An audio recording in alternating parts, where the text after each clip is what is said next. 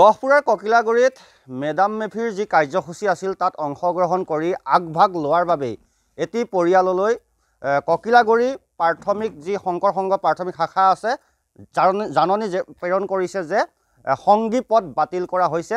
এটাই কাৰণ যে তেওঁ মেডাম মেফিত অংশগ্ৰহণ কৰিছিল, আগভাগ লৈছিল, সভাপতিত্বৰ পদ তাত তেওঁ লৈছিল। আৰু মোৰ সৈতে ব্যক্তিগৰাকী আছে, পোনে পোনে মই আপোনাৰ ওচৰলৈ আহিছোঁ। আপোনাৰ নামটো? মোৰ নাম চন্দ্ৰ বৰুৱা। হয়, চাও চন্দ্ৰ বৰুৱা। হয়, মানে কথাটো কি হ'ল, দেখিছোঁ আপোনাৰ হাতত এখন আপুনি জাননী লৈ আছে। আমি জাননীখন পঢ়িলোঁ, তাত শংকৰ সংঘ যি ককিলাগুৰি প্ৰাথমিক শাখা নহয় জানো, তেওঁলোকে আপোনাক জাননী প্ৰেৰণ কৰিছে, আপোনাৰ সংগী পদ বাতিল কৰা বুলি উল্লেখ কৰিছে, তাত সংস্কাৰ হ'ব লাগিব বুলি উল্লেখ আছে। গোটেই কথাখিনি কি হৈছে? আচলতে আমি যিখন ককিলাগুৰি গাঁৱৰ সমস্তখিনি আমি আহোম জাতীয় মানুহ। আহোম জাতীয় মানুহ যেতিয়া, আৰু তাৰ ওপৰত মই এজন পূৰ্বাঞ্চল টাই সাহিত্য সভাৰ বিশ্বনাথ জিলাৰ সভাপতি, আৰু মোৰ সভাপতি হোৱাৰ কাৰণে সভাপতি বেনাৰৰ তলত আমি সমস্ত ককিলাগুৰি গাঁৱৰ আমাৰ যিখিনি জনগোষ্ঠী মানুহ আছে, আহোম জনগোষ্ঠী মানুহ আছে, সকলোৱে আমি তাত অংশগ্ৰহণ কৰিছে। আৰু সেই সভাত মই সভাপতিত্ব কৰিছোঁ, এইটো সত্য কথা। কিন্তু মোৰ জাতিটো উত্থানৰ কাৰণে মই অলপ লাগি পৰি থকাৰ কাৰণে যে মই এই শংকৰ সংঘ সংগী আছিলে, শংকৰ সংঘ সংগীও হয় মই, কিন্তু সংগী হ'লেও মোৰ নিজৰ জাতিটো আহোম জাতিটোৰ উত্থানৰ কাৰণে যদি মই কৰোঁতে, আৰু মোৰ যদি এই গাঁওখনৰ সংগীৰ পৰা যদি মোক বাতিল কৰে, মোৰ মনটো ভাল নালাগিব। গতিকে সংগীৰ পৰা বাতিল মানে কি বুজাব বিচাৰে? সংগীৰ পৰা বাতিল মানে মোক এঘৰীয়া কৰিছে, কাৰণ তেওঁলোকে মোক সংগ নিদিলে, তাৰপৰা মই এঘৰীয়া হ'লোঁ। কথা সেইটোৱে।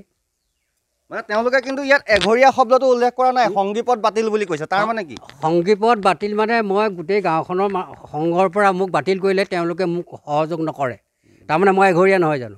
খুব আচলতে তেওঁলোকে খুব কিছু আচলতে আওপকীয়াকৈ লিখিবলৈ চেষ্টা কৰিছে। এঘৰীয়া শব্দটো উল্লেখ কৰি দিয়া নাই পোনপটীয়াভাৱে, তেওঁলোকে সংগী পদ বাতিল বুলি কৈছে। আৰু সংগী পদ বাতিল মানে কি বুজাইছে আপোনাৰ মুখে? ককিলাগুৰিৰ মই এজন সংগী, প্ৰাথমিকৰ সংগী, আৰু গোটেই গাঁওখনে আহোম সম্প্ৰদায়ৰ, আৰু গোটেই আহোম সম্প্ৰদায়খনৰ পৰা যদি মোক সংগীৰ পৰা বাদ দিয়ে, তাৰমানে মোক এঘৰীয়া কৰাটোৱে হ'ল।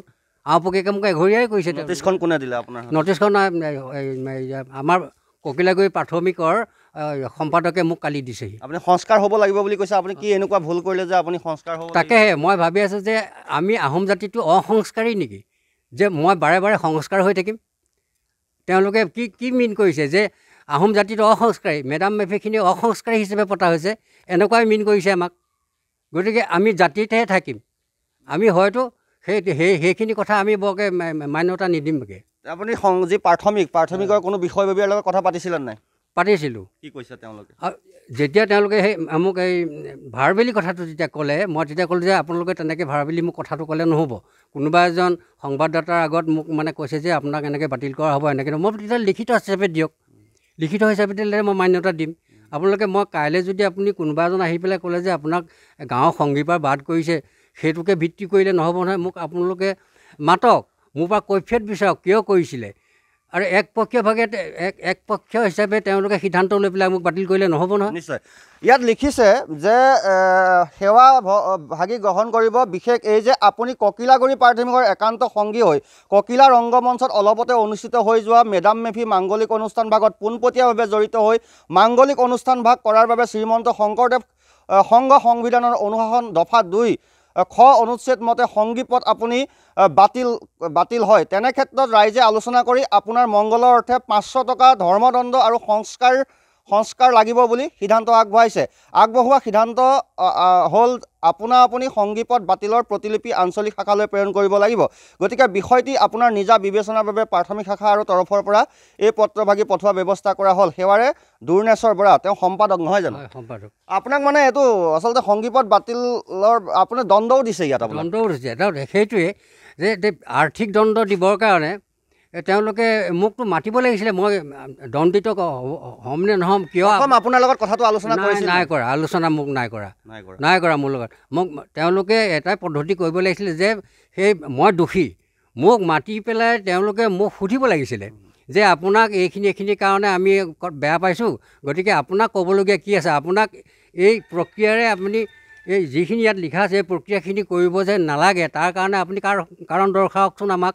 সেইটো বুলি তেওঁলোকক মাতিব লাগিছিলে প্ৰথম কাৰণ দৰ্শোৱা জাননী দিব লাগিছিলে কাৰণ দৰ্শোৱা জাননী দিব লাগিছিলে কিন্তু কাৰণ দৰ্শোৱা জাননী নিদি মোক তেওঁলোকৰ আলোচনালৈ নিমন্ত্ৰণ নকৰি তেওঁলোকে একপক্ষীয় হিচাপে ভাবে মোক এনেকৈ দণ্ডিত কৰিলে আমি কেনেকৈ মানি ল'ম মানে সংস্কাৰ হ'ব লাগিব বুলি তেওঁলোকে সিদ্ধান্ত আগবঢ়াইছে নহয় জানো তাকে লিখিছে সংস্কাৰ হ'বলৈ কাৰণে মই সংস্কাৰ কি হ'ব সংস্কাৰ হ'ম নহয় এতিয়া আপুনি যদি সংস্কাৰ হয় তেওঁলোকে আপোনাক আকৌ পুনৰ ল'ব তাৰমানে এইটো বুজাইছে আমি গোটেই আহোম জাতিটোৱে এনে অসংস্কাৰী নেকি মই সেইটো মোৰ ধৰিছে মোৰ হৃদয়ত সেইটো যে আমি আহোম মানুহখিনি অসংস্কাৰী নেকি অকল শংকৰ মানুহখিনিহে সংস্কাৰী নেকি নিশ্চয় তেওঁ ক'ব বিচাৰিছে যে আহোম মানুহখিনি অসংস্কাৰী নেকি যিহেতু পত্ৰখনত জাননীখনত উল্লেখ আছে 500 টকা জৰিমনা সংস্কাৰ হ'ব লাগিব তেওঁৰ ভুল আছিল যে মেডাম মেফি অনুষ্ঠানত তেওঁ আগভাগ লৈছিল সভাপতিত্বৰ পদ লৈছিল গতিকে শংকৰ সংঘৰ দৰে ইমান এটা ব্যাপক অনুষ্ঠান কিছু মাত্ৰ তেওঁলোকৰ যি অধিৱেশন সেয়া ইমান সুন্দৰকৈ হৈ গৈছে ইমান বহল মনৰ সকলো তাৰ পাছতো এনেদৰে ঠেক সংকীৰ্ণতাৰে কেনেকৈ জাননী প্ৰেৰণ কৰিব পাৰে যে আপুনি সংস্কাৰ হ'ব লাগিব আপোনাৰ সংগী পদ বাতিল হৈছে আৰু সংগী পদ বাতিল হৈছে বুলি উল্লেখ কৰিছে তাৰ পাছত কিন্তু ব্যক্তিগৰাকীয়ে কৈছে যে সংগী পদ বাতিল কৰা মানে তেওঁক আচলতে এঘৰীয়া কৰাৰ দৰে একেই অৱস্থাত গতিকে গোটেই বিষয়টো আচলতে আজিৰ দিনতো এনেদৰে আচলতে জাননী প্ৰেৰণ কৰিছে বিষয়টো সঁচাকৈ চিন্তনীয় আৰু এই বিষয়টোৱে সমগ্ৰ গহপুৰতে এতিয়া কিন্তু চৰ্চা লাভ কৰিছে আপুনি বিচৰা বাতৰি পাব কেৱল নিউজ 18 এপত নিউজ 18 এপ ডাউনলোড কৰিবলৈ স্ক্যান কৰক এই QR কোড গুগল প্লে ষ্টৰতো পাব এই নিউজ 18 এপ